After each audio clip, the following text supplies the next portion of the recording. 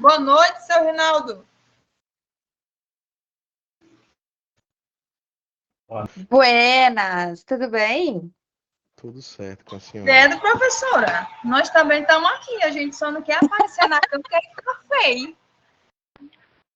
Ô, Cleópatra! Ô, Dobby! Agora. Não sinta, não. É que ele fica até o final com a câmerazinha aberta, dá um alento no coração quando a gente não fica falando só para um monte de. Ah, muito obrigada! Só que você mutou seu microfone. Ele sempre foi o seu. Não, mas eu vou desligar a câmera porque eu estou muito feia hoje. Ah, então tá. Você é maravilhosa sempre. Só para constar. Olha os ciúmes. Aqui. Eliane tá aí? Eliane tá aí? Passa o gabarito aí. Na hora da prova, vocês vão ter o gabarito também. Vocês que não estudam, não, pra vocês verem. Ô, Eliane, sabe o que eu acho que pode estar acontecendo? Porque vocês estão querendo fazer o trabalho só olhando meus slides, né? E eu já avisei aqui, eu estou avisando, inclusive, desde o começo do semestre, que assim, né? Quem tentar passar nessa disciplina sem estudar pelo livro, sobretudo pelo livro que eu coloquei, né, de leitura lá, que é a minha indicação, que está no início de todos os slides, vai se dar muito mal. Já estou avisando, porque semestre passado a galera não estudou pelo livro e na primeira prova foi chuva de zero, viu? Inclusive a galera que não fez trabalho foi chuva de 0 e chuva de 3. A galera que fez o trabalho ganhou só 3 pontos, né? Porque zerou a prova em 7 pontos, zerou. Eu não estou zoando, a gente acha que direitos humanos é muito tranquilo, porque tem essa questão histórica que fica aqui, parece que eu estou dando um monte de aulinha de história, né?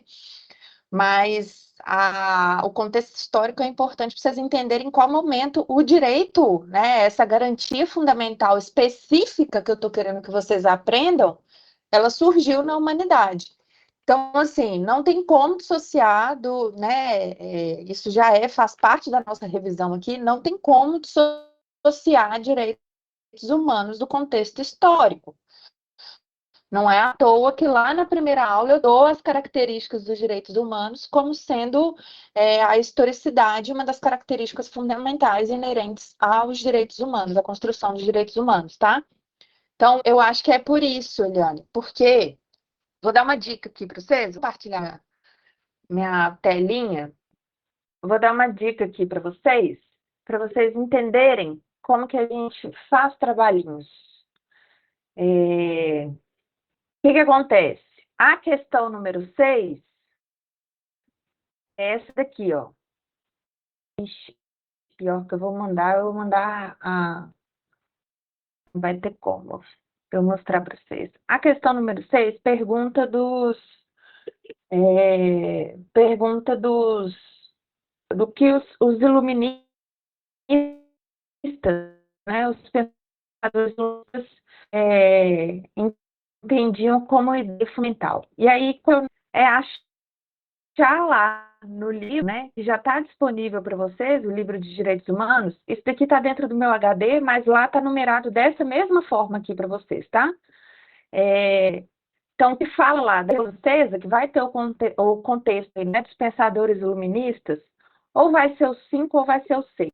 Eu já me adiantei e e já procurei aqui e já vi que é o 6, tá? Abri tanto o 5,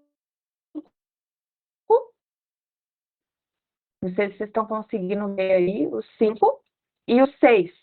Aí a gente dá o bom e velho Ctrl F e joga aqui, né? Lá tá querendo saber, a questão tá querendo saber o que pensavam os pensadores iluministas, né? Qual é a principal ideia aí deles. E aqui você já acha de cara a ideia deles aqui, ó. Eles reprovavam o absolutismo, bem como o mercantilismo e a sociedade forma que tem aqui. Eles defendiam aqui, ó, o TED já está disponibilizado. Eu mandei o link, Lariane, está lá no portal também. Continuando aqui, ó, os pensadores iluministas defendiam formas de organização política, econômica e social. É essa a resposta, tá? É essa resposta que está lá. O resto está tudo errado e é essa a resposta. Deixa eu ver se eu acho aqui. Ô, professora, Pois não. o livro que a senhora está falando é esse de 13 páginas só? Gente, os livros lá no portal, eles estão Põe antes aqui, do ó. portal, ó. Então tem que pegar uma ajuda aí dos colegas. Ó, as aulas estão aula 1, aula 2, aula 5. Tá dando para ver? Tá. Tá dando pra ver. Pois é. E o livro tá aqui, ó. 1, 2, 3, 4, 5. O conteúdo da prova vai até o 6. Tá bom. Quem quiser anotar aí, só anotar. Tá, o conteúdo da prova. Vamos lá. Conteúdo, isso eu acho que eu já passei na última aula. Conteúdo da prova A1 até o capítulo 06 do livro.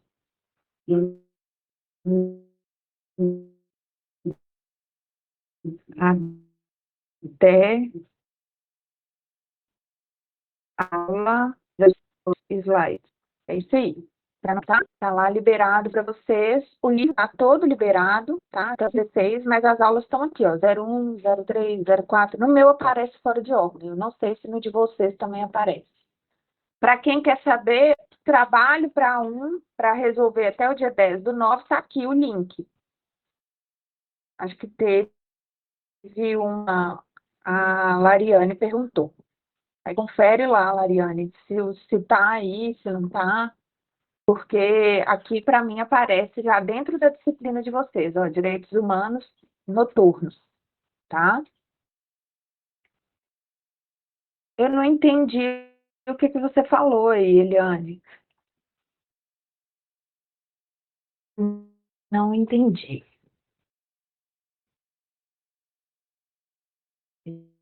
Deixa eu ver aqui.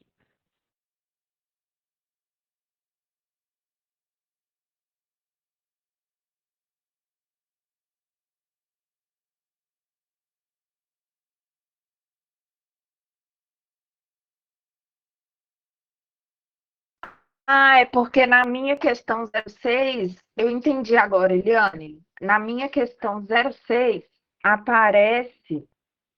Agora que eu entendi. A minha questão 06 está aparecendo como última pergunta. Essa com relação aos pensadores iluministas. No seu tá a última pergunta que está perguntando, né? Direito de dimensão, que é aquela que começa. Por que direitos de primeira dimensão são chamados assim? Eles são chamados assim. Aí vamos lá, voltar aqui no livro também. Eles aparecem aqui, ó. Ah, tá.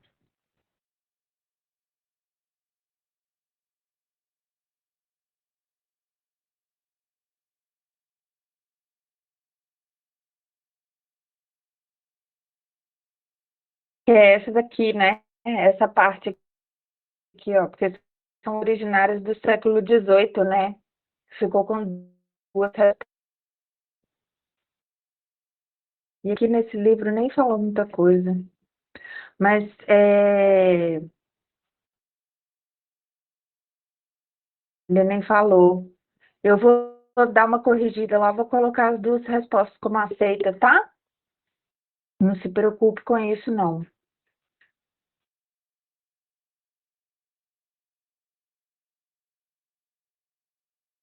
Porque no meu gabarito aqui é por eles terem sido os primeiros a ganharem reconhecimento e proteção, tá? Mas pode deixar que eu vou reformulada lá para vocês poderem ficar aí com a resposta certinha. Gente, qual o nome do livro? Vamos lá, Porque não desde a tem como primeira. marcar as duas, né? Não tem, mas aí eu corrijo e aceito. Tá? Na hora eu consigo ver resposta por resposta de vocês. Vamos lá, galera. O livro, qual o nome do livro? Tô desde o primeiro dia de aula falando o nome do livro. Todos os meus slides têm isso daqui. O link para o livro e na segunda página a capa para o livro. Tá, Dani? Aí, além disso, para facilitar, eu ainda liberei o livro todinho aqui, capítulo por capítulo. A prova cai até o capítulo 6º aqui, ó. Esse que eu acabei de marcar. Tá? Mas tô aqui, porque às vezes você ou entrou depois, ou não percebeu, mas todos os meus slides, ó, todos. O da aula 3, por exemplo, que tá aqui também tem, ó. Tá?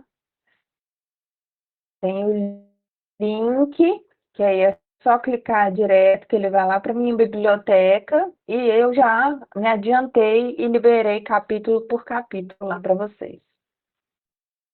Ok, meus queridos? Tirei essas dúvidas iniciais? Muito bem. Tirou todas as dúvidas. Muito bem. Agora, vamos lá. Conteúdinho de aula hoje. Hoje eu vou dar uma revisãozinha básica para vocês, se a dobradinha deixar. Ela está aqui hoje, vacinou. Vocês conseguem ver dobradinha? Não consegue nada, né? Não dá para ver dobradinha. Dá para ver só o vulto de dobradinha. Mas é isso, ela fica subindo aqui no meu pé. Agora eu não posso, no meu pé não, no meu ombro. Me arranha todinha. Não posso, tô dando aula. Vai para lá, vai deitar, vai.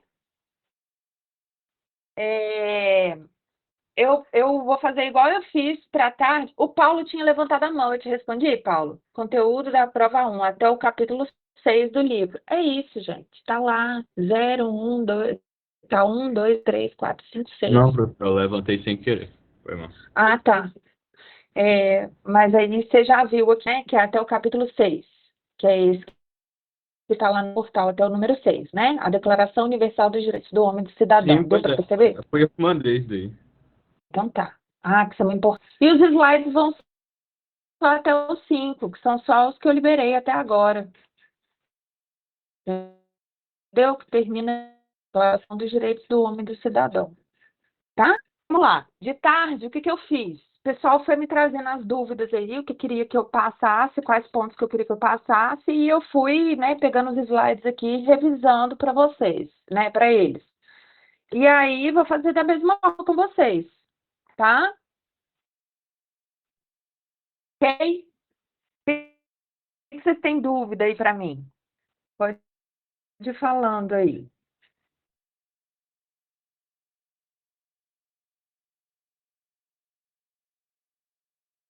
Nenhuma dúvida? Tá todo mundo sabendo tudo? Todo mundo vai tirar 10 na prova. Né?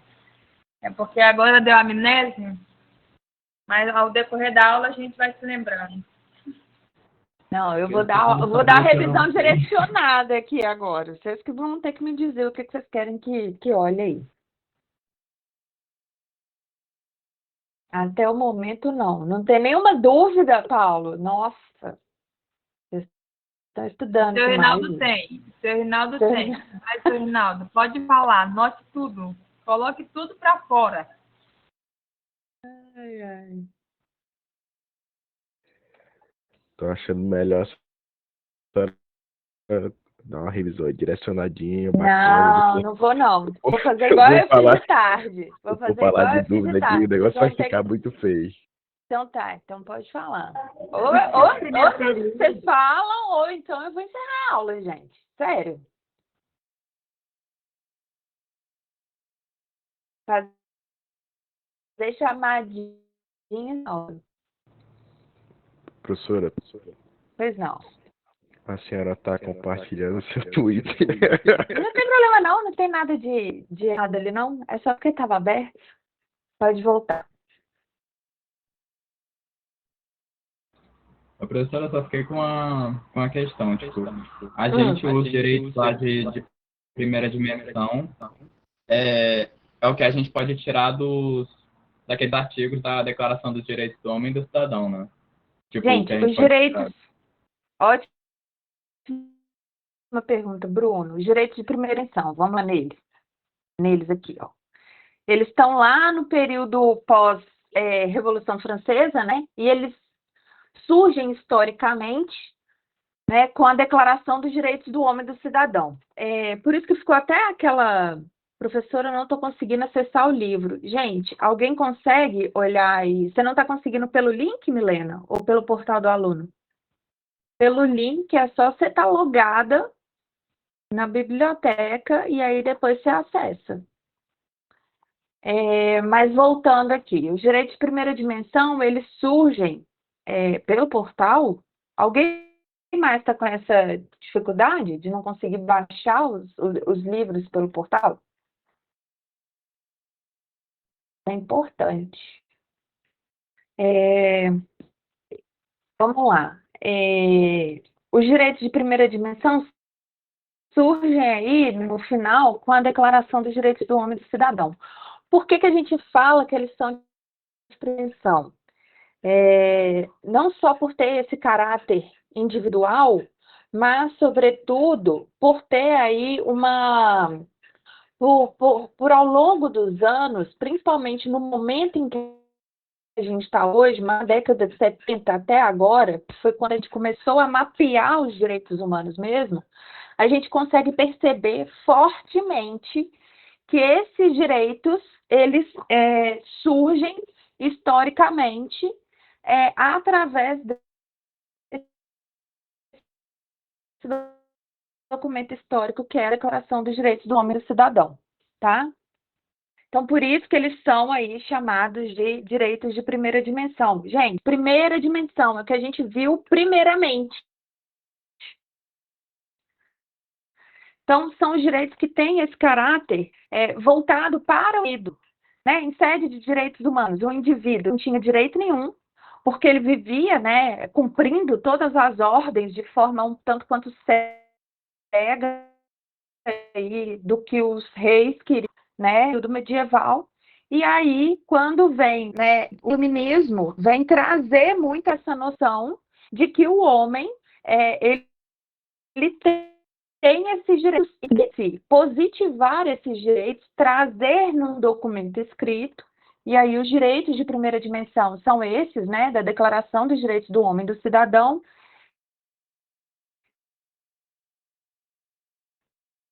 que vêm aí positivados, sempre com esse caráter, são direitos voltados sempre para o indivíduo, tá? São os direitos de resistência do indivíduo em face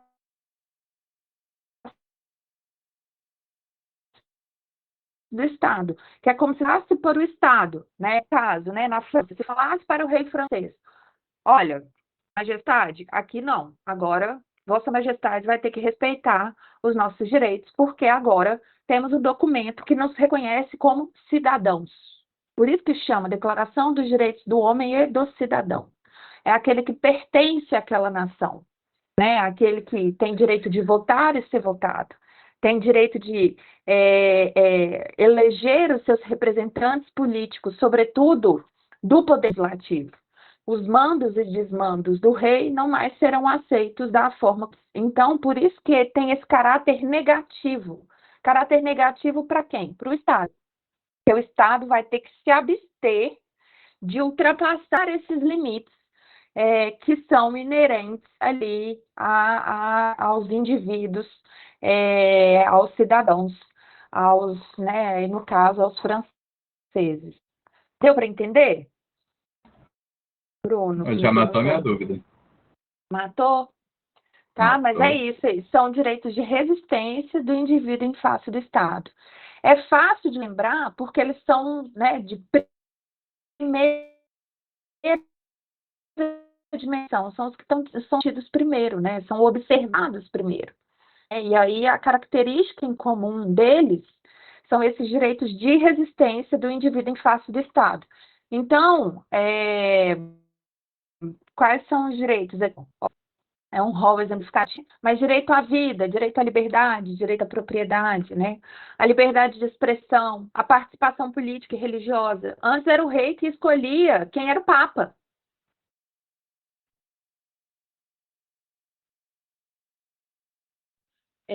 Direito político, sim, isso aqui, ó.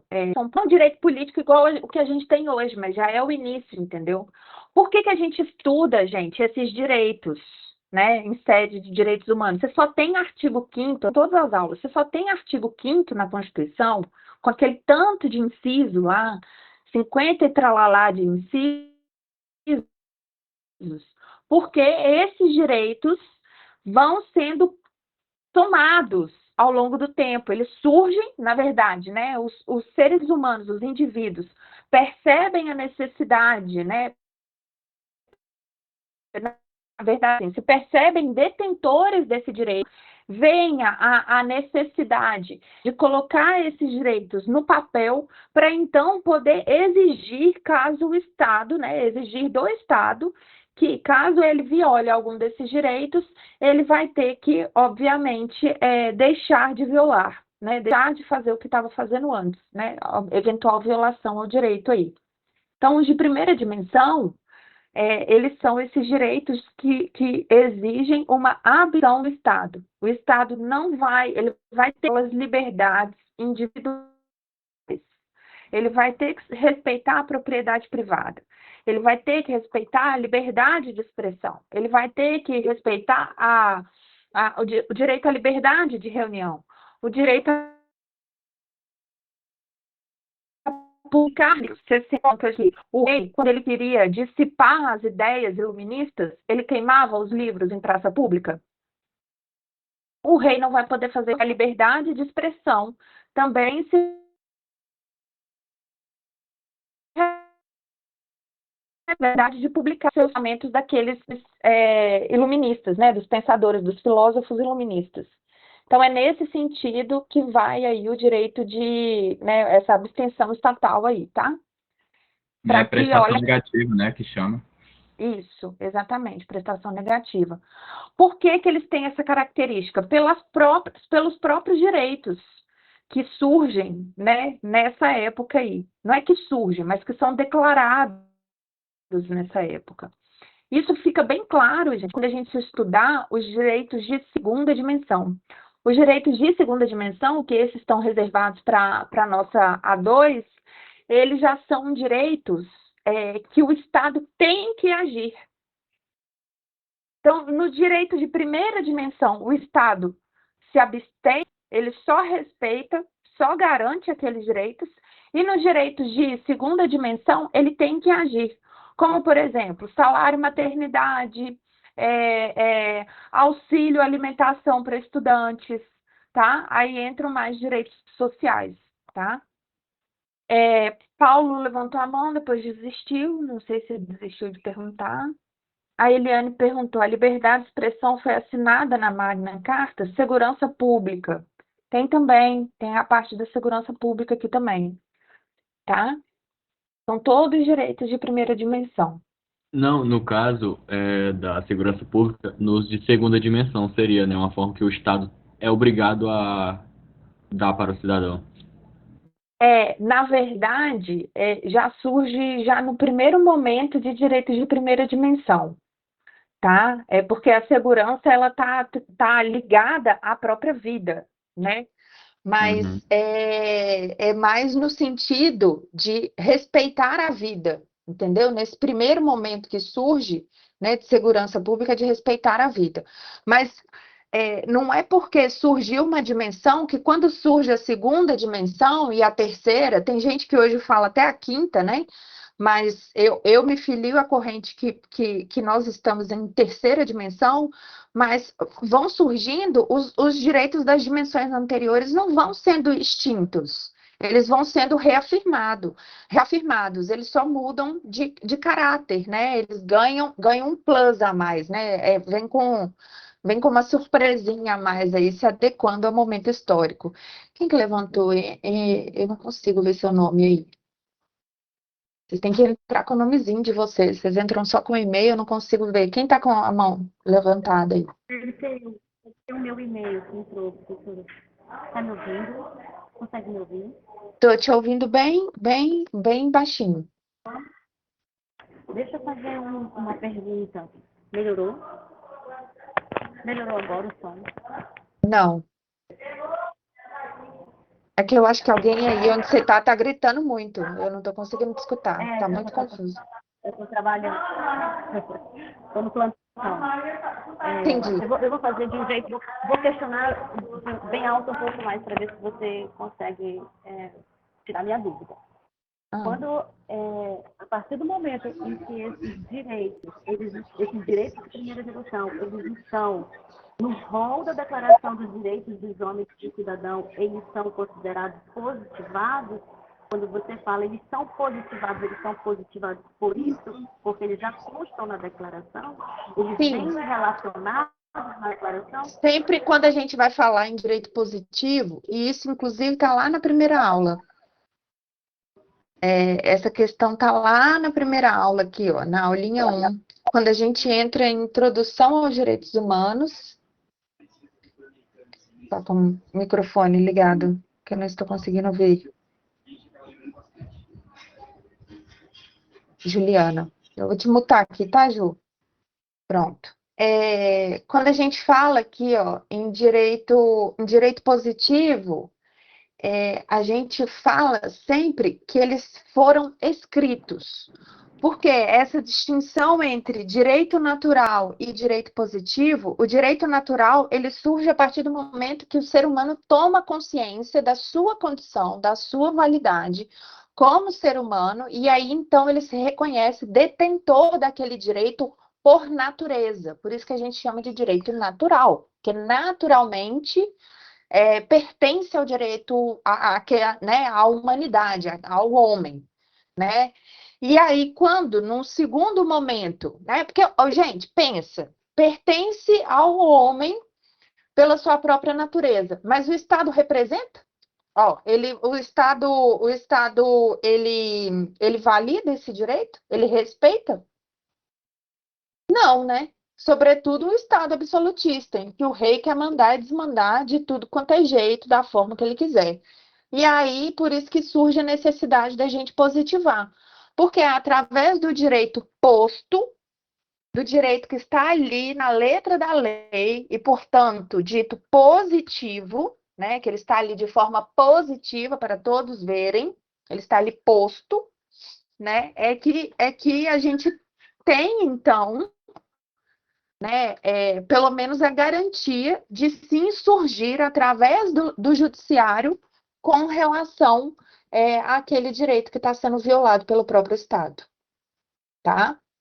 Então, por exemplo, com relação às nossas liberdades, né, sobretudo a liberdade de locomoção, o habeas corpus surge nesse contexto, né, que o habeas corpus é o remédio constitucional que a gente tem contra aquele que está querendo tolir a nossa liberdade de ir e vir, né, seja através, a gente está vendo muito aí nessas CPIs que estão rolando, né, lá no Legislativo, lá em Brasília, né? E aí diversos convidados ali da CPI, que são pessoas que são convidadas, né, a comparecerem para prestar os seus testemunhos. A dificuldade da CPI, para quem vai lá prestar esse tipo de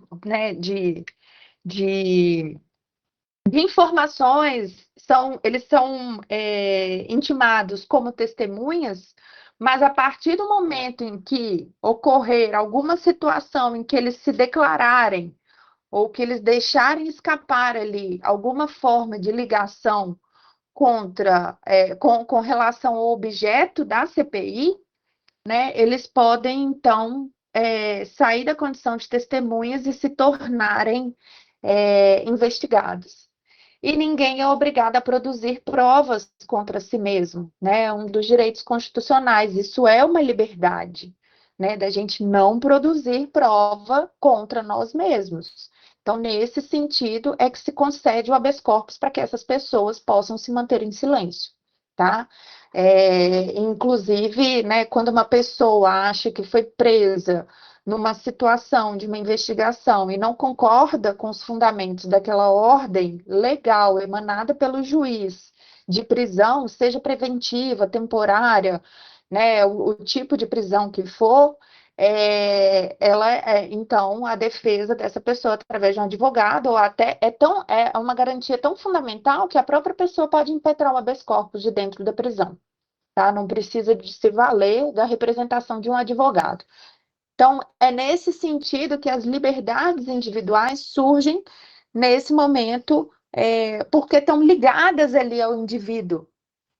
Percebem? Então, ligados, ele tem um caráter muito, muito ligado ao indivíduo, a forma que ele está se enxergando, que ele fala, olha, agora, Estado, eu não vou aceitar mais os mandos e desmandos do rei.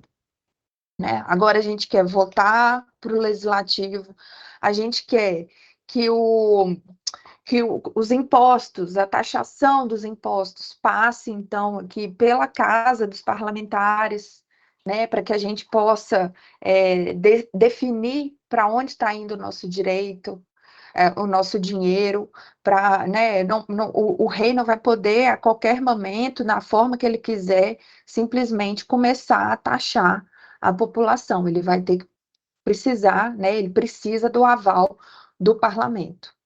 E aí tem uma clara separação de poderes também. Tudo fruto dos ideais dos pensamentos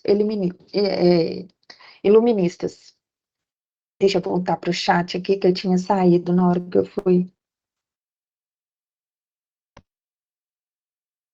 Se eram os ideais ou ideias dos pensadores?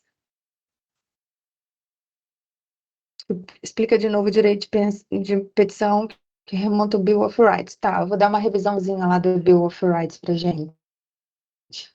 Deixa eu dar a dúvida aqui da Eliane.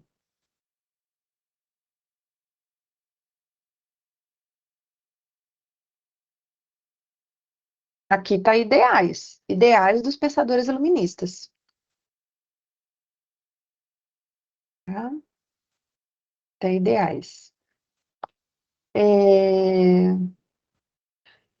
Deixa eu ir lá para da Maria Beatriz. Você quer da Bill of Rights, né? Aí, Eliane, eu não vou ficar te respondendo no trabalho, não. Eu vou dar a revisão e aí no finalzinho a gente volta. Senão eu não vou conseguir dar revisão para ninguém. Vou ficar só tirando dúvida do seu trabalho aí. Tem que sentar, tem que estudar. Sentar, olhar o livrinho. Tem que sentar e estudar. Vou dar a revisão aqui para o pessoal, que senão também não flui, né? Aí é injusto com os colegas também. Vamos lá. A Maria Beatriz perguntou aí da Bill of Rights. Explica de novo o direito de petição. Vamos lá. Importante a gente destacar aqui que a gente tem essas duas Bill of Rights aí. Uma inspirou a outra. A primeira, que aí, né, o contexto histórico é na Inglaterra, né? Então, ela surge, baixar a mão, vou baixar a mão aqui. A Bill of Rights surge, essa de 1689, surge na Inglaterra, e ela é bem parecida, né? O contexto, assim, a forma que ocorre é bem parecida com o que ocorreu na Revolução Francesa, né? Tanto que a França e a Inglaterra, gente, eram rivais, eram as principais rivais políticas da época aí, né? Durante depois da era medieval, né? E aí que a Inglaterra tinha como colônia os Estados Unidos, né? Assim como o Brasil foi colonizado por Portugal, a gente tinha como colônia os Estados Unidos. E o que ocorre?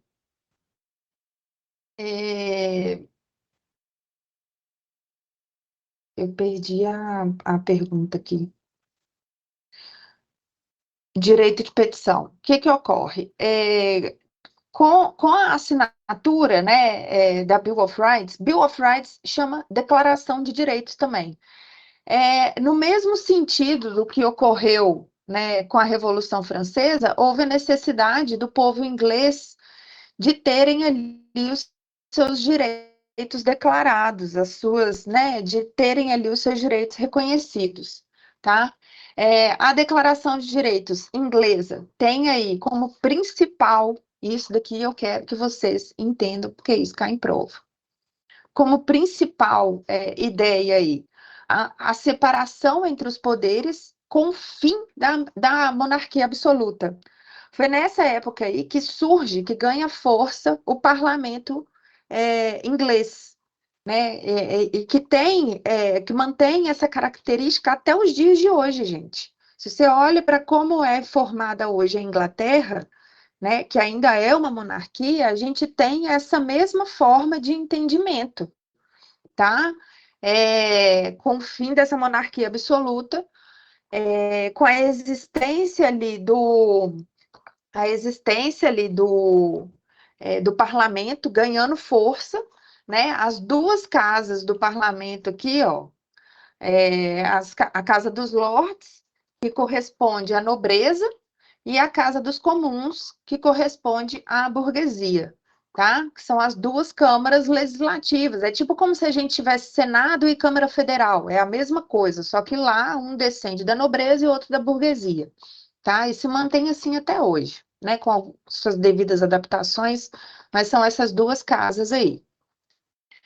Com relação ao direito de petição, especificamente,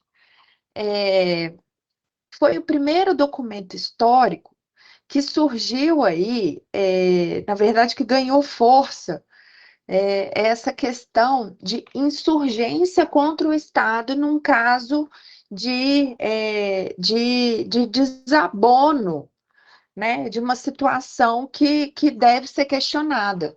Então, por isso que a gente fala do direito de petição, que é o direito que o indivíduo tem de pegar e se levantar contra o próprio Estado e questionar o Estado. Quando eu estava ensinando essa parte, eu coloquei mais ou menos, né, para a gente poder trazer para a nossa realidade e entender o que é o direito de petição, é como se fosse o que a gente tem hoje, o direito de administrativamente questionar uma multa. Você recebeu uma multa de trânsito, de um radar, aqui na nossa cidade quase não tem mais radar, né? Eu nem sei se tem.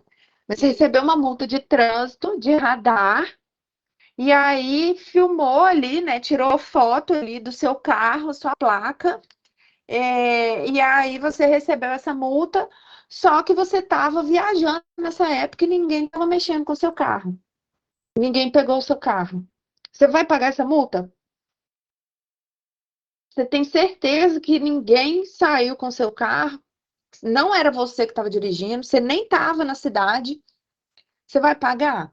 É esse direito de petição, da gente, do indivíduo questionar o Estado, que não por vias judiciais, fazer isso por uma via, né? Nessa época não existia direito administrativo, não existia uma Jari, não existia um Detran, mas existia esse início de se falar, olha, agora sempre quando a gente questionar, sobretudo, gente, em questão tributária, são os tributos que rendem os maiores questionamentos administrativos. A multa é um tipo de tributo, né? Não é um tributo propriamente dito, mas é um tipo, né? Se a gente puder classificar, aí é um tipo de tributo.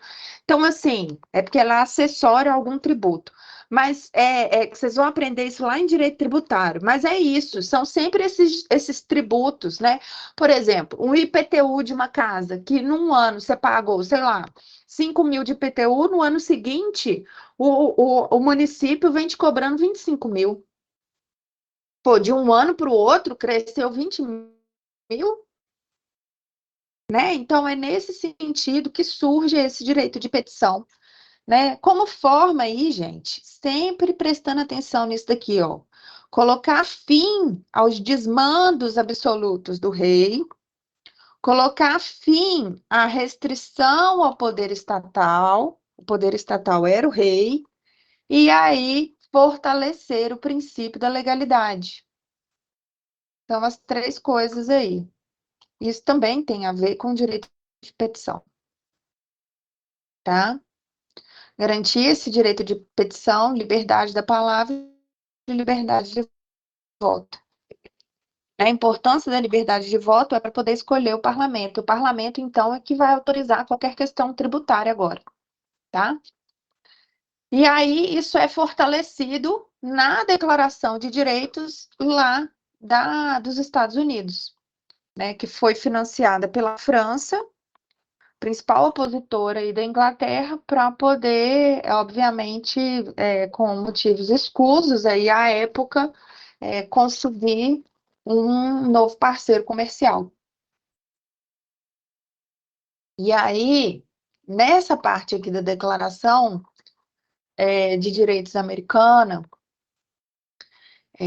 a informação que eu passei para o pessoal da tarde é a mesma que eu vou passar para vocês agora. Como que você vai cobrar isso, professor? A questão é bem assim, ó. Eu vou ler essa primeira emenda aqui, ó. O Congresso não legislará no sentido de estabelecer uma religião ou proibindo o livre exercício dos cultos, ou cerceando a liberdade da palavra ou de imprensa, ou o direito do voto de se reunir pacificamente e de se dirigir ao governo petições para reparação dos seus agravos. Ó, o direito de petição aqui, ó. Quais são os direitos que a gente pode extrair dessa emenda número 1? Direito religioso é o que eu observei de primeiro. Primeiro, mas tem outras liberdades aí, ó. Livre imprensa, né? Cerceando a liberdade da palavra ou da imprensa, a liberdade de expressão, né? O direito de reunião, aqui, ó, o direito do povo de se reunir pacificamente. Direito de reunião, muito bem. Né? E aí o direito de petição propriamente dito. Por quê? A Bill of Rights, é por isso que eu quero que vocês prestem atenção nisso. Essa Bill of Rights aqui, que traz também esse início, né, do direito de petição aí, ela serve de inspiração para a Bill of Rights americana. Gente, em direito, vocês já ouviram essa expressão? Na natureza nada se cria, tudo se transforma. Em direito, você não cria nada, você vai só agregando. Sobretudo em sede de direitos humanos, a gente vai só aumentando, vai só evoluindo. Não é porque surgiu um direito lá em 1215 na Magna Carta que a gente não vai prestar atenção, não vai reproduzir ele até hoje. É uma das características históricas, é uma das características fundamentais dos direitos humanos, essa questão histórica ao longo dos anos, eles só se somar. Isso precisa estar muito claro na cabeça de vocês, porque em direito civil, em direito penal, a sociedade evolui e a gente reavalia os direitos, se eles estão em comunhão com os nossos ideais naquele momento X que a gente está atravessando, que a gente está revisando aquela lei. Né? A gente, semestre passado, viu isso muito no Abolício Crimes.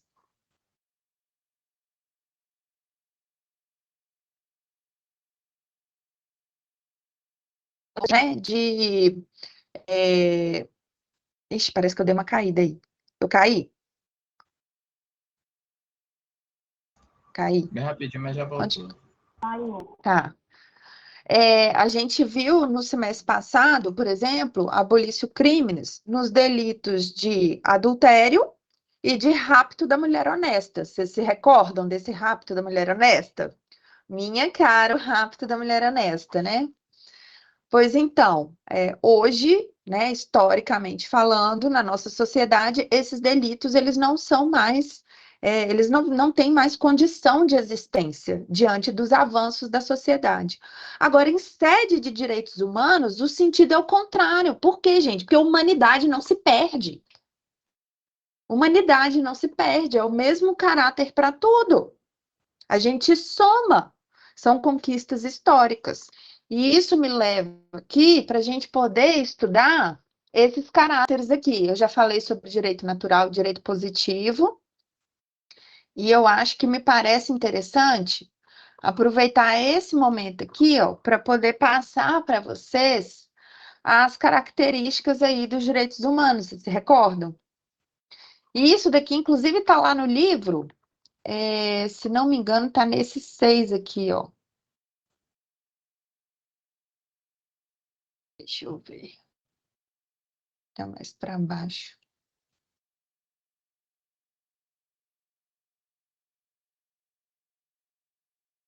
Deixa eu ver, está no 6 ou está no 5? Tem as características aqui, inclusive eu lembro que quando eu passei isso para vocês, eu até me falei assim, gente, essas são as características básicas, né? Existem outras. E aí o livro traz exatamente isso. Eu acho que é 5. Aqui, ó.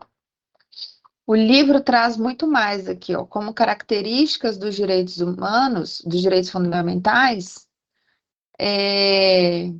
traz aqui, ó, a universalidade, eles são universais para todos, são imprescritíveis, né? A gente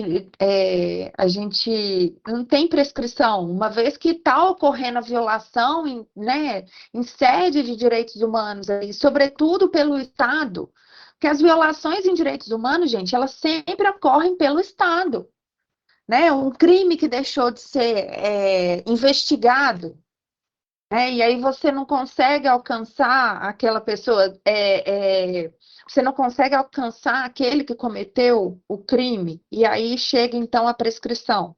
É o Estado que se omitiu, porque o Estado, ele é o detentor dos poderes de investigação.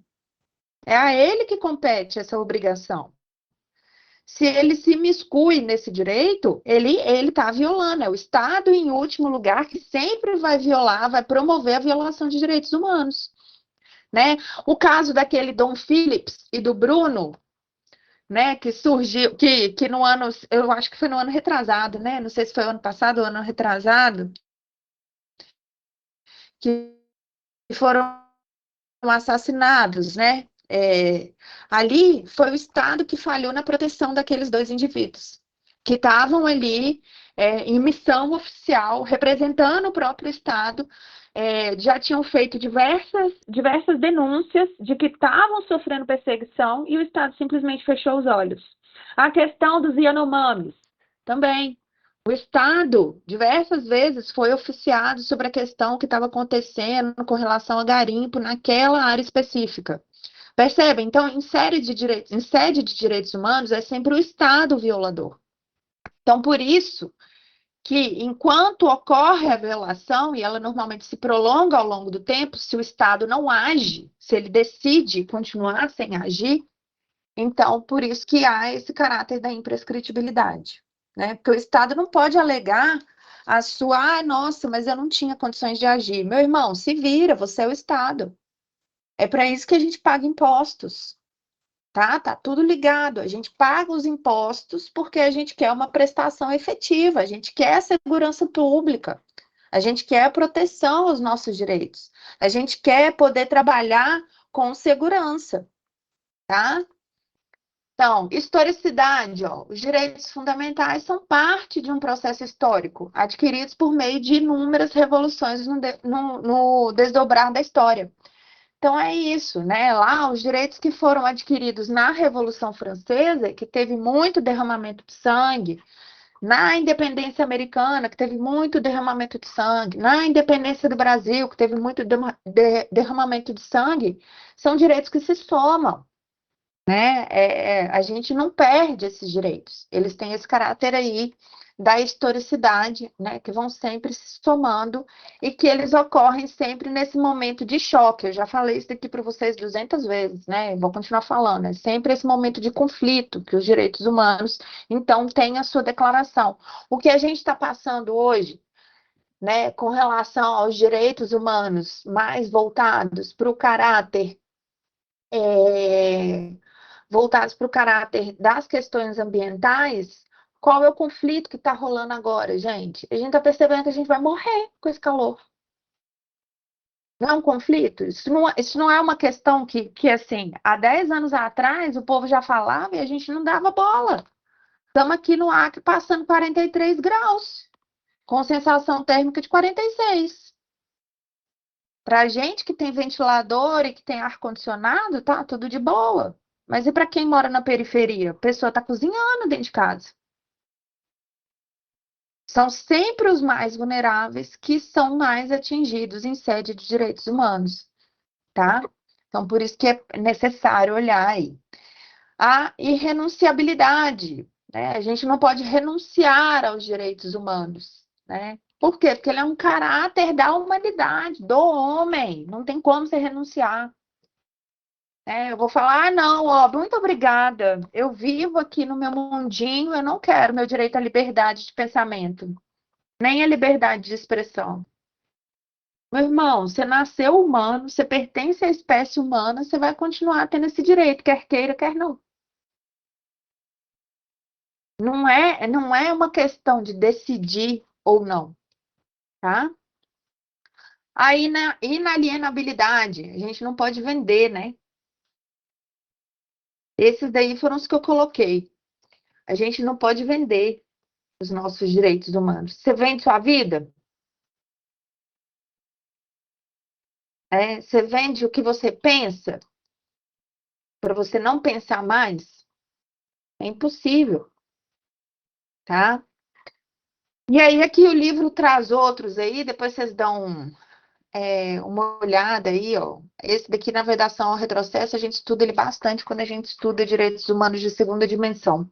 E aí eu vou me manter lá nesse momento para poder abordar isso com vocês. Mas é isso, as características dos direitos humanos, elas são muito importantes. Isso daqui cai na prova, né? Então, eu, se fosse vocês, dava aqui uma olhadinha nisso com carinho. Outra questão é essa daqui, ó. Gente, é tudo direitos humanos. Grandão, assim. Tudo direitos humanos. Tudo, né, de forma lato, assim, de forma ampla. Né? Quando eu falo em direitos do homem, direitos humanos ou direitos fundamentais, eu poderia me confundir se não fosse essa distinção que didaticamente a gente trouxe para a disciplina, que chama-se Direitos Humanos, para a gente conseguir escrever um texto sem ter que ficar explicando todos eles em todo momento, quando a gente quiser falar de um ou de outro. Então, quando a gente falar direitos do homem, a gente vai estar falando desses direitos que pertencem aos seres humanos pela sua própria natureza. Os direitos do homem estão ligados muito mais àquela história, né, da divisão entre direito natural e direito positivo, eles estão muito mais ligados ao direito natural. Né? É direito do homem. Eu me reconheço homem e então, né, pertencente à raça humana, e então eu naturalmente reconheço esses direitos. Né? Então, por eu me reconhecer como ser humano, pela minha própria natureza, eu posso dizer que esses são os direitos do homem. Quando eu estiver falando direitos humanos, né, sobretudo dessa forma aí de letra minúscula, tá? Eu vou entender que são aqueles direitos do homem, né, que são ligados aos direitos naturais, então, direitos do homem, mas que já foram positivados, que estão ali no direito positivo, em sede de direito internacional, em algum documento de direito internacional, com caráter de direitos humanos, né? A Declaração dos Direitos do Homem e do Cidadão é o principal documento, o grande primeiro, tá? Então, é nesse sentido que a gente fala direitos humanos com H minúsculo, tá? Quando a gente for falar de direitos fundamentais, eu vou estar falando desses direitos humanos com H minúsculo que vieram para o âmbito interno do nosso Estado, qual seja do Brasil. Então, são aqueles direitos humanos com H minúsculo que constam em alguma declaração, em algum documento histórico, e que aí o Brasil decidiu positivar isso, seja na nossa Constituição, ou seja em qualquer outra legislação. Como, por exemplo, muito dos direitos do artigo 5º, que a gente tem lá, os incisos dos artigos 5º do artigo 5º, que a gente tem vários incisos e muitos desses direitos, né? Como, por exemplo, a proteção à propriedade privada, que a gente vê aqui historicamente surgindo, né, nas declarações, nas Bill of Rights, inglesa e americana, e na Declaração dos Direitos do Homem e do Cidadão. Ok? Deu para fazer essa distinçãozinha aí? Isso é chatinho, porque é só uma forma de classificação para a gente poder escrever. Mas isso cai em prova de concurso, gente, isso aqui. Magistratura, isso despenca. O povo não sabe fazer essa distinção, não lembra, não estuda, não dá bola para isso aqui, e perde prova, perde ponto de prova por causa disso daqui, ó, uma besteira. Deu para entender? Deu, professora. Muito bem. Muito bom. Bruno, não me deixa no vácuo. Obrigada, É que me dá Yasmin. agonia de só perguntar e o silêncio me dá uma agonia. Dá uma agonia. Eu também era que respondia todos os meus professores na época da pandemia. Eu ficava com dó. Obrigada, Bruno. O Rinaldo também. Só que ele responde pela cabeça, ele faz mímicas, né, Rinaldo? Mas é ótimo, é bom saber que eu não tô sozinha. De tarde, ninguém abre a câmerazinha pra mim. Eu fico triste. Não dou nem um sorrisinho, tem nem uma piadinha. Deixa eu ver o que mais aqui que eu tenho para passar para vocês. Da aula 1 a gente já matou aqui. Da aula 5 e 6 eu acho que a gente já falou também.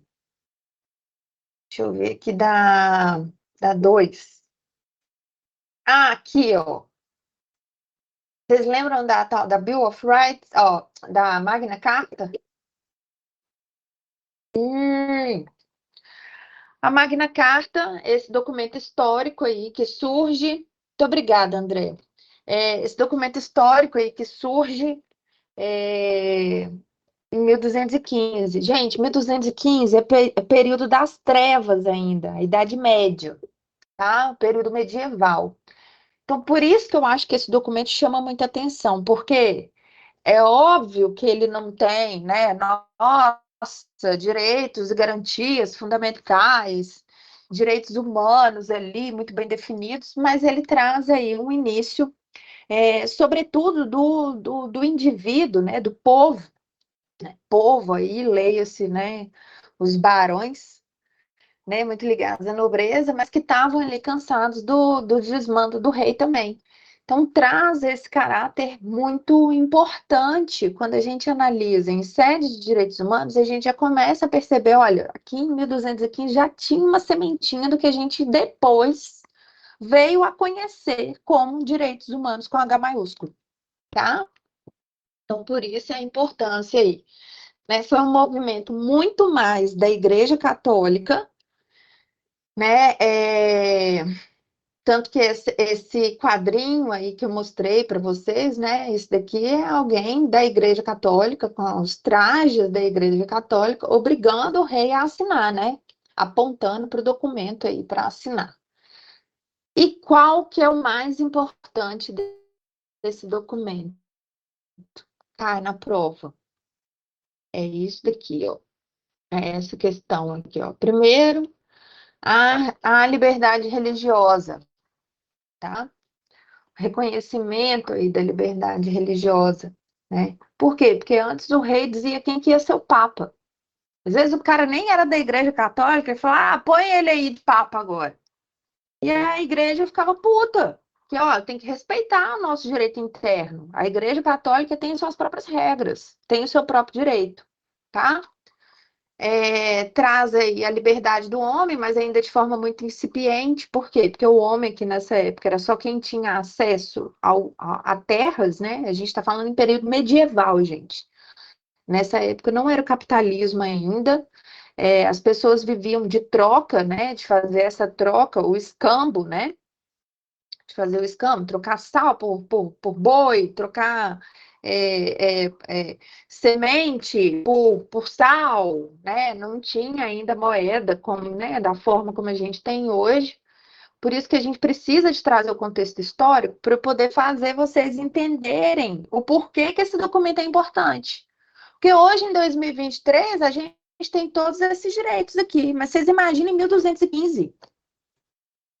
como que esse povo vivia sem ter esses direitos declarados, positivados, né? Ainda que se não conseguisse ter uma justiça efetiva, né, e exigir contra o Estado esses direitos, né, a manutenção desses direitos, mas obviamente um feito histórico, né, uma conquista, né, em 1215 você conseguiu esses direitos aí.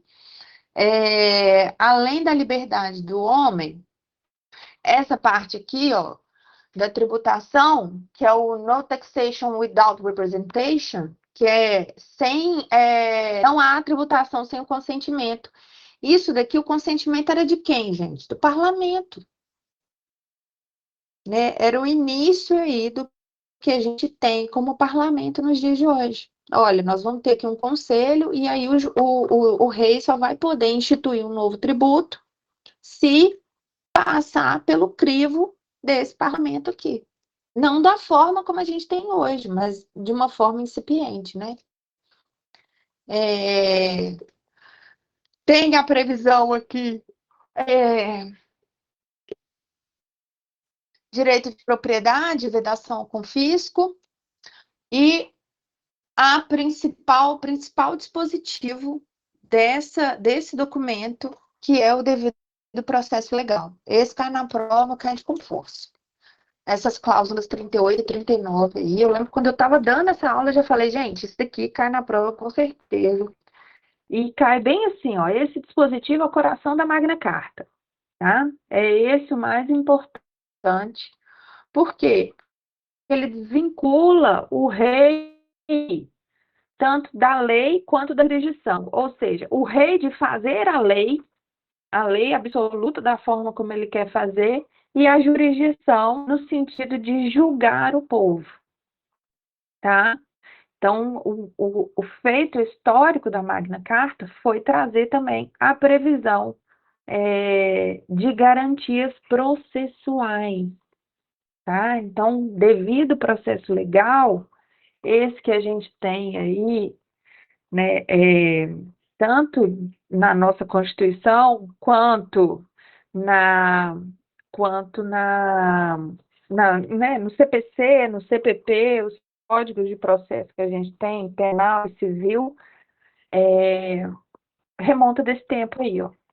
Quando a gente olha para trás, não tinha esse nome, obviamente, de devido processo legal, mas o dispositivo aí trazia em primeira mão a previsão de desvincular o absolutismo do rei no momento de julgar as pessoas, bem como no momento de fazer as leis que vão atingir essas pessoas.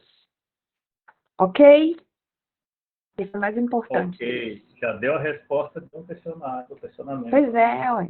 Pois é, não tá difícil não. Tá difícil não. Quem tá pegando aí tá... Vocês estão saindo na frente, porque o pessoal da tarde eu liberei o trabalho só depois da aula. Eu devia ter liberado só depois também. Que aí pronto. Assistindo a aula e assinando aqui, ó. Não, mas, gente, a intenção não é fazer vocês se ferrarem com o trabalho, não. Vocês sabem disso, que não é essa a minha intenção. Assim, eu vi que já teve gente que respondeu, nem todo mundo acertou. Vocês sabem que a intenção não é nunca prejudicar vocês aí, nisso daí. Eu por mim, ixi, eu caí? Não, tô aqui. Eu ensino, reensino, falo quantas vezes. O mais importante é vocês pegarem essa noção de direitos humanos aí, que é super importante, né? E assim, pode ser que esse trabalho esteja na prova também, né? Então, aí, quem tá vendo a revisãozinha, eu sei que nós estamos quase... Então, ué. Um spoiler. O trabalho pode ser um spoiler, né? Eu sei que quem está vendo a revisãozinha, nós estamos aqui em sala de aula 74, né? Pelo menos assim, né? De número, de corpo presente, eu não sei quantos, mas eu sei que a gente é quase 120. Então, assim, muita gente vai.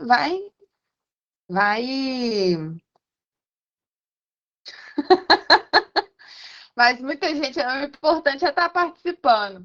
Mas muita gente vai se ferrar, porque não estuda, não está pegando as dicas aqui, porque assim, né, o meu trabalho foi tirado do conteúdo que eu dou dentro de sala de aula é isso aí, Liciane, e do conteúdo do livro também, tanto que assim, tá com dúvida de responder alguma questão, né, vem aqui e dá o Ctrl F, gente, dá o Ctrl F, ou então aperta localizar aqui, né, arquivo, deixa eu ver onde que tá aqui, pra quem não, deixa eu ver, arquivo, editar. Aqui, ó, editar, localizar. Deu um Ctrl F aí para localizar, localiza aí e dá uma perguntada, né? Vê se é o documento certinho que você está abrindo do livro, né? Vê se é o documento certinho que você está abrindo do livro, né? A gente estava aí falando da Magna Carta, né? Porque assim, não tem como eu fugir dessas questões, porque eu uso o livro que eu indiquei para vocês para fazer o meu conteúdo que eu dou dentro de sala de aula. Os meus slides estão em cima do livro, então não tem como dar errado, né? Coração. Aqui, ó. Coração da Magna Carta. Ó, o dispositivo é o coração da Magna Carta. Aqui, ó, artigo 38 e 39. A resposta está no livro. Muito bem, Luciane, não estou falando, mas estou atenta. Atenta com H. O que mais, gente? Já dei revisãozinha aqui. Vocês estão gostando? Tá dando para entender? Muito bom. Sim, Aula senhora. 1 já foi, aula 2 já foi, Bill of Rights já foi também. Oi, gente, eu vou só passar isso aqui de novo, que eu acho que vocês não entenderam. Essa questão da tributação aqui, ó, porque isso tem questão na prova, que eu tô lembrando aqui, ó. Essa questão da tributação, se vier perguntando qualquer coisa da Magna Carta com relação à tributação, era o fortalecimento do parlamento, tá? Por quê? Porque uma vez que todo tributo, exigência de tributo, criação de tributo, extinção do tributo, tem que passar pelo parlamento, que é quem dá esse consentimento aqui, ó, não tem mais a possibilidade do rei decidir sozinho, tá? Então, uma das coisas muito importantes aí, por quê, gente? Porque um rei que não pode cobrar tributo, ele é um rei manco. Se ele não pode cobrar o povo, como que ele vai fazer? Se ele vai precisar da autorização do parlamento. O parlamento representa quem? O próprio povo, porque é o povo que, né? Tudo bem que a gente está falando de 1215 não é igual ao que a gente tem hoje, mas eram os nobres, os barões, que estavam ali no parlamento representados. Era quem tinha acesso a terras que podia votar e ser votado, né? Não era para o povo todo igual a gente tem numa democracia representativa. Mas o fato é que não é como se o Zé das Couves mandasse mais que o rei, mas é porque o rei agora ele vai ficar atribuído ao executivo. Ele não vai mais se confundir. Tem a separação dos poderes aí, aqui, ó. Aqui, ó. Devido processo legal, direito de ir e vir, direito de propriedade, tá? Então, traz também a questão da legalidade, tá? A gente vai ter que trazer aí uma legalidade, vai ter que trazer, não. Há uma separação bem clara, né? Sobretudo para a época, vocês têm sempre que fazer essa ponderação. Nós estamos falando de 1215, não é igual hoje, né, gente? Eu vou em 1215 ter direito trabalhista, gente? Eu, em algum momento, dentro desta sala de aula virtual que a gente está até hoje, eu já falei em direito trabalhista em algum momento? Não. Se na prova tiver direito trabalhista, é a questão errada. Porque eu nem mencionei direito do trabalho, nem mencionei nenhuma garantia. Hoje eu dei um spoiler da próxima aula falando a gente vai entrar em direitos de segunda dimensão e aí sim a gente vai ter os direitos de garantias sociais que o Estado tem que fazer. Aí é que surgem os primeiros direitos trabalhistas. Na verdade, aí é que surgem positivados. Mas até esse momento, eu não falei. Se na prova tiver qualquer questão de direito trabalhista, tá errado. Pois é, você já procura, Arthur, para você poder riscar, entendeu? Porque não tem nada de direito trabalhista. Entendeu? Tá tudo errado, se via falando. É sempre, gente, voltado para o indivíduo com relação ao Estado. É esse o mote, né? É esse o firme da questão dos direitos de primeira dimensão. A gente estuda a evolução histórica, Magna Carta, lá de 1215, porque lá já era a semente que depois, então, né? Foi a semente plantada que depois, então, se tornou o que a gente chama o que a gente convenciona, né, dos direitos de primeira dimensão. Mas, obviamente, em 1215 a gente nem falava em direitos humanos, né? Porque nós estávamos ali no período medieval. Né? Mas é isso aqui, ó. Marco entre o Estado absolutista. O Estado absolutista é o quê? O rei é absoluto, né? O rei, ele reina absoluto. E a liberdade, passando da concentração do poder das mãos do rei à garantia de direitos da população. Que a população aqui nessa época, gente, era quem? Eram os nobres, eram os barões, né? Os barões eram aqueles que o rei agraciava com um título, né? Com algum título de nobreza, tá? Então é isso, ó. A principal questão é essa daqui, ó. O artigo 39, 38 e 39, que desvincula a pessoa do rei das funções legislativas e jurisdicionais, tá? Isso é o mais importante. Primeira coisa que eu vou procurar é direito trabalhista. Arthur é ótimo. Bom, deixa eu ver o que mais. Bill of Rights em inglês eu já passei para vocês. Ah, isso daqui, ó, uma coisa que eu não falei. Nessa partezinha aqui, ó.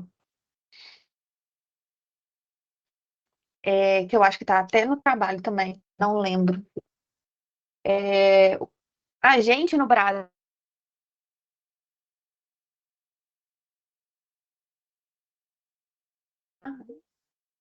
eu caí aí também.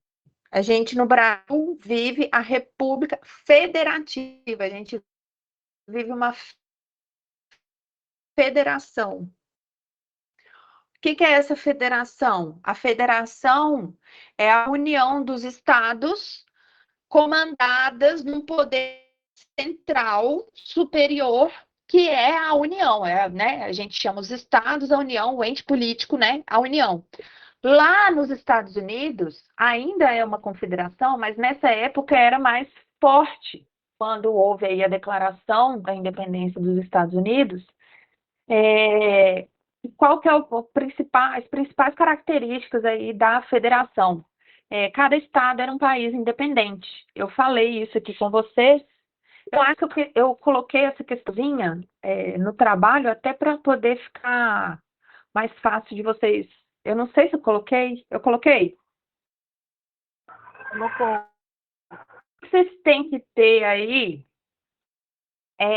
em mente que a federação, que é como os Estados Unidos é até hoje, né? Só que nessa época era muito mais. Hoje a gente tem a moeda unificada, porque eles também não são bobo, né? A moeda mais importante do mundo, né? Que é o dólar, eles têm a moeda unificada hoje. Mas a federação tem esse caráter de independência entre cada estado, tá? Então aí, ó, os negócios eram regidos internamente sem se preocupar uns com os outros. Gente, é na confederação que os Estados Unidos mantêm até hoje que a gente tem, por exemplo, alguns estados em que o aborto é legalizado e outros estados não. A gente tem leis poucas comuns para todos os Estados Unidos, né? Por isso eles fazem essa união, ao que os interessa, sobretudo, né, na questão do capital, do liberalismo, do comércio, mas a sua legislação, cada estado vai legislar da forma que lhe convier com relação aos direitos civis, tá? Então, por isso que em alguns estados o aborto é legalizado, né? Em outros estados a legalização do uso de drogas, sobretudo da maconha. Em outros estados, há previsão de pena de morte, tá? Então, com relação a essa questão da confederação, ela funciona um pouco diferente do que funciona a federação. O Brasil é uma república federativa. Os Estados Unidos é uma confederação. Era nessa época, né, a forma como ele foi colonizado se manteve assim e ele se mantém assim até hoje, né? Então, tem moedas diferentes existentes na circulação. Qual que é a alternativa correta aí, Rinaldo? Liga seu microfone. A penúltima. Lê aí pra gente. Os negócios eram divididos internamente, se estavam independentes entre si, contando, inclusive, com moeda própria. Pronto. Tá aqui nesse slide, né? Uhum. Quem tiver aí, né, dúvida com relação, eu já matei aqui. Eu fiz questão de trazer, porque eu acho que essa questão tá na prova também. Tá? Então, lembrem-se disso. Lembrem-se disso. Ô, gente, é porque na prova, eu tive que fazer uma prova com 20 questões. Eu não sei se vai cair para todo mundo, se não vai. Porque como a prova de vocês vai ser daquele jeitinho, né? Lá no computador, presencial, lá no laboratório de informática da faculdade, eles me mandaram fazer 20 questões. E aí eu tive que me descabelar para poder tirar 20 questões desses conteúdos aqui. Então, assim, tem questão que pode cair na sua prova, tem questão que pode não cair, porque eu acho que o sistema seleciona 10, eu não sei como funciona esses negócios lá, não. É tudo Mas, misturado. enfim, Muito indignada se não cair essas perguntas aqui, olha. Uai, mas aí o que eu vou fazer? Você briga com o sistema, minha filha. Você vai lá contra a revolução das máquinas, Eu entendeu? vou fazer uma abaixo-assinada ali, ó. Poxa vida. Mas é isso. Com relação ao trabalhinho aí, já ficou mais respondida mais uma coisa, que era o que eu tinha que lembrar para vocês aqui. Eu já falei para vocês a forma como eu vou cobrar, né? Para a gente poder associar aqui o texto da emenda, se está correto com o que está entre parênteses. Sobre essa questão aqui, eu acho que não tem mais nada.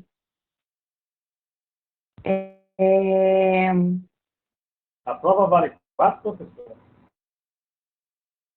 Não, a prova vale 7. Não sei. E aqui tem cada pergunta vale 1 ponto. Tem 6 perguntas, já são 6 pontos. É porque não tinha como atribuir meio ponto, você acredita? Não Entendi. tinha. Aí eu coloquei, tipo, como se fosse, né, 1 ponto para cada, mas aí vai dividir por 2. Entendeu? Gente, façam.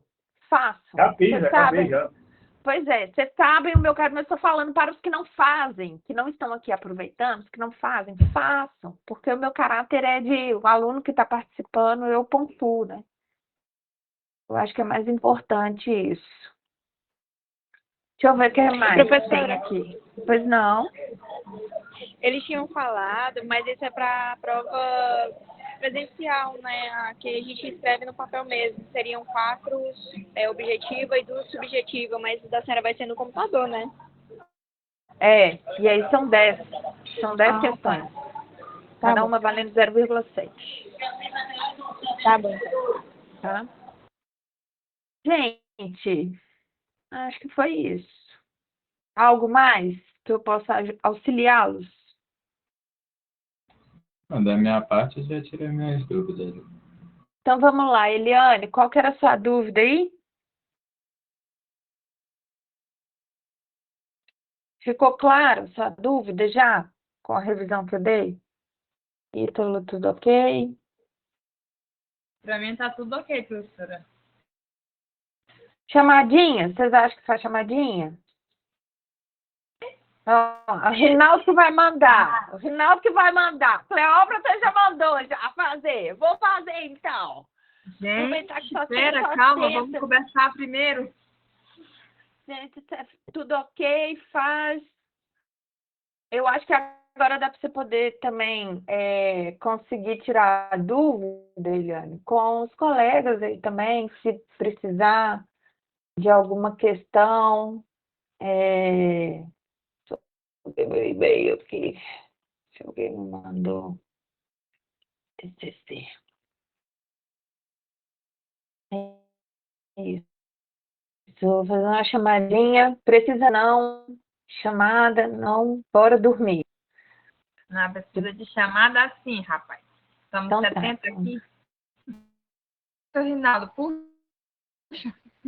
Então tá, vou fazer aqui. Quem Não, é? professora, estou presente até agora, vou precisar me ausentar. Daniela, me lembrem aí, gente.